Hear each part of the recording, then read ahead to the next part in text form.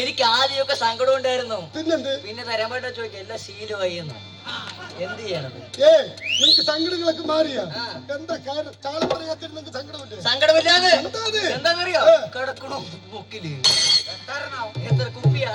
അതല്ലാതെ കിടക്കണോ മുക്കില്ലാന്ന് എന്ത് പറഞ്ഞിട്ടെ